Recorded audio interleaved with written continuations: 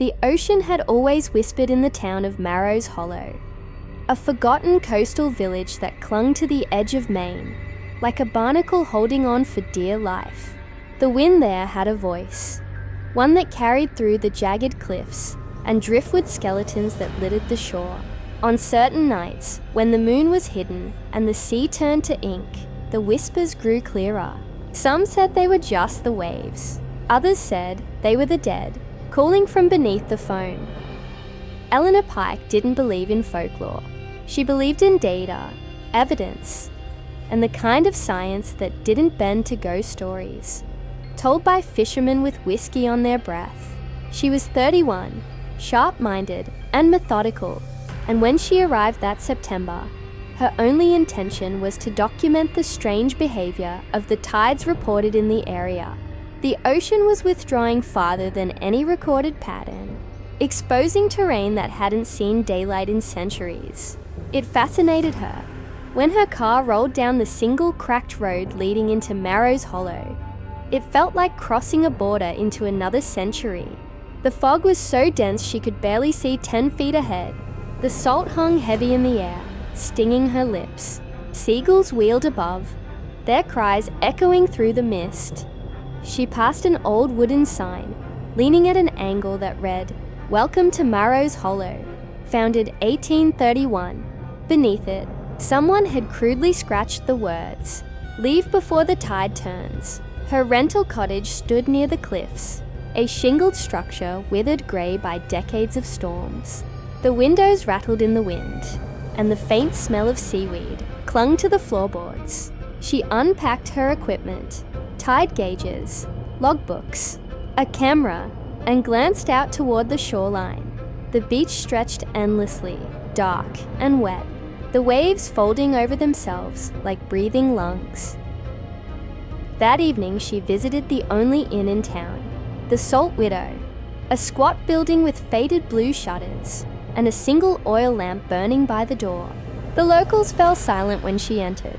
A dozen faces turned toward her, their expressions unreadable. She smiled nervously and asked for a room for a few nights. The innkeeper, a hunched woman with hair the color of ash, handed her a key without a word. "I'm here to study the tides," Eleanor said, hoping to spark some small talk. "I heard they've been unusual." The woman's hand froze mid-motion. Her eyes flicked toward the window, where fog pressed against the glass like a living thing. "You keep to yourself," the woman said softly, "and keep away from the shore when the bells start ringing." Eleanor hesitated. "What bells?" The woman's eyes lifted to hers, pale and watery. "You'll hear them. Everyone does. Just stay inside when you do." The warning stayed with her long after she left the inn. That night the air felt wrong, too still, too heavy. The sea was silent. She worked at her desk, making notes about the previous week's tide charts, until fatigue pulled her toward bed. The clock on her nightstand read 2:14 a.m. when the first sound came, a deep metallic toll that rolled through the mist and shivered the windows. Eleanor sat up, heart pounding. Another bell followed, then another, distant but unmistakable. She moved to the window and peered out, down by the shoreline. Faint lights flickered through the fog. At first she thought they were lanterns from a fishing boat that had come ashore, but as her eyes adjusted, she saw figures. A dozen, maybe more, standing in a circle near the waterline. They held torches that cast long twitching shadows across the sand. Their voices rose together, a low rhythmic chanting that mixed with the crash of the waves. She grabbed her phone and stepped outside, the cold air biting her skin. Her boots sank into the damp earth as she walked closer. The fog wrapped around her, swallowing the light from her porch behind her until it was gone. The chanting grew louder, clearer, a language she couldn't recognize, words that sounded both human and not. Eleanor crouched behind a rock and raised her phone to zoom in. The torchlight revealed the figures more clearly, hooded, dressed in dark robes. In the center of their circle was a tall wooden post. Bound to it was a man. His head hung low, his body trembling. Eleanor's breath caught. This wasn't some strange midnight gathering. This looked like a ritual. The waves began to pull back, retreating far beyond the normal tide. The sand beneath the villages darkened, rippling as if something massive moved underneath. A deep groan rose from the sea, a sound so low it seemed to vibrate in her bones. Eleanor tried to steady her phone, but her hands shook. She zoomed in closer, and her screen filled with the image of the hooded figure lifting something into the air, a long rusted blade glinting in the firelight. The villagers chanted louder. The tide kept retreating. The sand pulsed again, and then the man at the post lifted his head. His mouth opened wide, not in a scream, but in a strange, silent gasp, as though something unseen was pulling the breath out of him. Eleanor stumbled backward, her heart slamming against her ribs. The torch flames flickered wildly, and then, like a candle snuffed out, the entire scene vanished. No figures, no torches, no chanting. Only the dark beach and the sound of waves. She blinked hard, rubbing her eyes. Her phone screen showed nothing but fog and empty shoreline. By morning, she wasn't sure if she'd dreamed it. The logical part of her brain insisted she must have been half asleep, her imagination twisted by exhaustion and folklore. But when she went into town to ask about it, the looks she got from the villagers told a different story. At the docks, an old fisherman named Silas Crane was mending his nets. His hands were gnarled, skin cracked from years of salt and cold. When she mentioned the strange tide and the voices, his movements stopped completely. "You saw them," he said quietly, not looking up. "Who?" "The Watchers of the Deep." He turned toward her then, his milky eyes catching the light. "They've been keeping this village alive for generations. We give the sea what it asks for, and it spares us." Eleanor felt her stomach tighten. "You're saying people still do sacrifices here?" He shook his head slowly. "We don't do anything. The sea chooses. Always does." Silas pointed out to the horizon, where grey water met grey sky.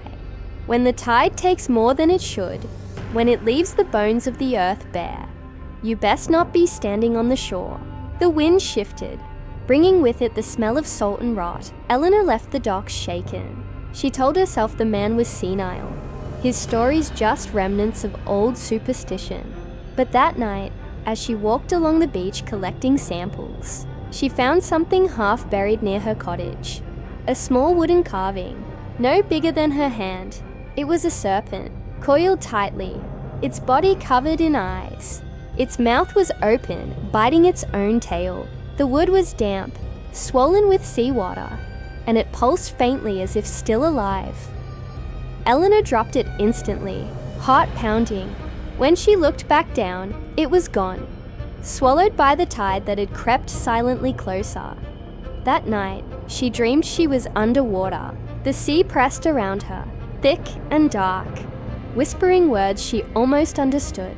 She saw faces beneath her, dozens of them, eyes open, mouths moving, skin pale as the moon. They reached for her, hands closing around her wrists. She woke gasping, lungs burning, salt water on her lips, and outside her window, through the thick white fog, she thought she heard the faint toll of a bell. The following night came heavy with fog so thick it felt alive. It clung to the cottages and coiled through the narrow alleys, like fingers searching for warmth. The air had gone strange, quiet, too quiet. Even the gulls had vanished from the cliffs. Eleanor stood by the window of her cottage, camera in hand, staring out into a grey world where the line between sky and sea had dissolved. She checked the tide chart she'd been updating all week. According to the data, the water should have reached its peak an hour ago. But when she looked outside, the sea had done something impossible. It was pulling back, slow, deliberate, as though some immense force beneath the waves was drawing in a breath. Her curiosity outweighed her fear. She put on her boots, grabbed her flashlight, and stepped into the mist. The wind had stopped completely. The silence pressed against her ears. until she could hear only her own heartbeat. The beach stretched farther than she had ever seen. The retreating tide exposed ridges of black sand and strange trenches that looked like open wounds across the earth. The air smelled of metal, sharp and cold, and each step she took made a wet sucking sound as her boots sank into the muck. In the distance, a shape emerged. Massive stones arranged in a circle. She had never seen them before, though she'd walked this stretch of coast every day since her arrival. They were slick with algae, ancient and wrong, each one carved with the same spiral serpent symbol she had found on that carved idol. The markings glistened faintly, as though sweating beneath the moonless sky. Eleanor raised her camera, the lens trembling. As she stepped inside the ring of stones, the temperature dropped. Her breath came out in visible puffs. At the center lay a black pool, no wider than a small boat, its surface perfectly still, despite the receding tide. The smell that rose from it was faintly sweet, like rot masked by salt. A whisper rose from the water. At first, she thought it was the wind returning, but the voice was too soft, too deliberate. It was a woman's voice, trembling and low. "Help me," it said. Eleanor froze, the flashlight shaking in her hand. "Who's there?" she called out. "Down here." Her instincts screamed to run, but she stepped closer, drawn forward like a moth to flame. She peered over the edge of the pool, the beam of her flashlight slicing through the darkness. The reflection that stared back wasn't hers. Pale eyes, wide and lifeless, blinked up at her from beneath the surface. The face was that of a woman, skin pale and bloated, lips blue, hair floating around her like strands of kelp. The eyes moved, locking with Eleanor's. The voice came again, gurgling now. "Help me!" Before Eleanor could scream, the corpse's arm shot up, breaking the surface. A hand cold as death clamped around her wrist and pulled. She stumbled, nearly falling in. The water churned violently, splashing across her face. She tore herself free, staggering backward onto the sand. The surface went still again. The whisper changed. It was no longer a plea, it was laughter. A bell tolled in the distance, deep, metallic, the same as before. Eleanor turned toward the sound, and through the fog, she saw movement. Dozens of flickering lights, torches cutting through the grey. Figures emerged from the mist, silent and deliberate, dressed in the same dark robes she had seen that first night. They surrounded the circle of stones, their faces hidden, their voices rising in a low chant that shook the air. At the head of the group was a taller figure, carrying something long and gleaming. It was the same rusted blade she had seen in her vision days earlier. "The tide demands blood," the leader said, his voice deep and steady, almost reverent. Eleanor's voice cracked.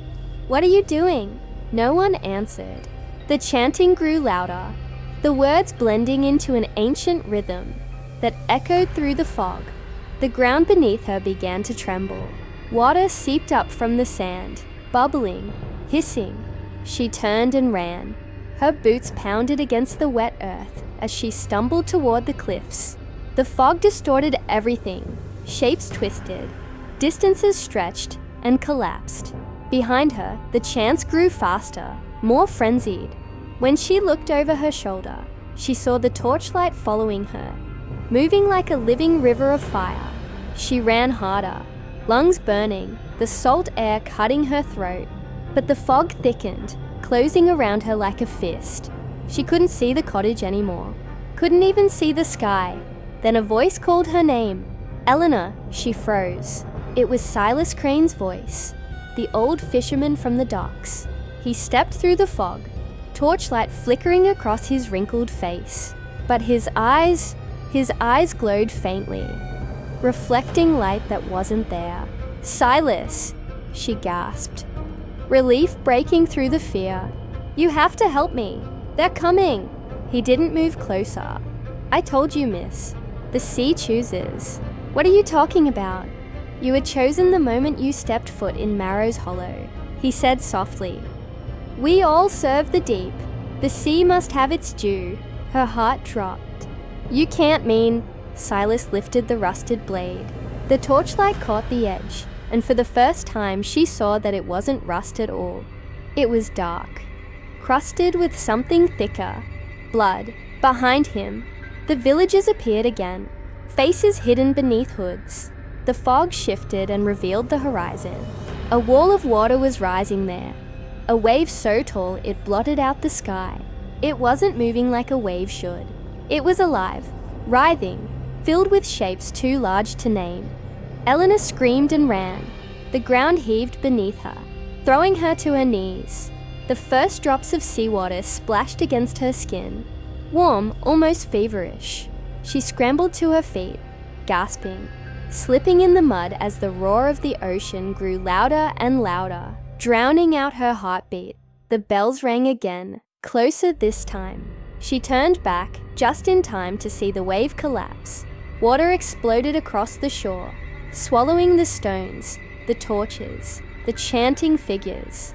It all vanished in a single monstrous crash. The force threw Eleanor backward into the sand. She tried to crawl, choking on salt water, her vision blurring. Something cold brushed against her ankle, then another touch, like fingers wrapping around her leg. She kicked free, but they came again, more of them, hands rising from the water, clutching her, dragging her down. Eleanor screamed until the sea filled her mouth. The last thing she saw, before the water closed over her head, was Silas standing at the edge of the surf, unmoving, the blade lowered at his side. His lips moved silently, a prayer, or perhaps a thank you. Then everything went black. When the sun rose the next morning, Marrow'S Hollow looked untouched. The tide was higher than it had been in decades. The beach was smooth, unbroken, except for a few scattered planks of wood, where Eleanor's cottage had once stood. Sheriff Darnell from the neighbouring town arrived after receiving a missing person report. The locals told him there had been no outsider, no researcher, no woman named Eleanor Pike. No one comes to Marrow'S Hollow, they said. Not anymore, but down by the rocks, he found something half buried in the sand. A camera. The salt had corroded most of it, but the memory card inside survived. The last few photos were ordinary. The shore, the fog, her instruments. But the final image was blurred and dark, streaked with water. It showed a circle of robed villagers, standing around a pit of black water, and something enormous rising from it, something with eyes that glowed faintly. Even through the haze, the sheriff showed the picture to the innkeeper. Her face drained of colour. That's not possible, she whispered. Those people, they've been dead 70 years. He looked back toward the beach, but the fog was already rolling in again, thick and suffocating. 3 nights later, the bell rang again. The tide receded farther than ever before, and this time, it never returned. Please like and subscribe channel Fear Frequency for more horror stories. Thank you.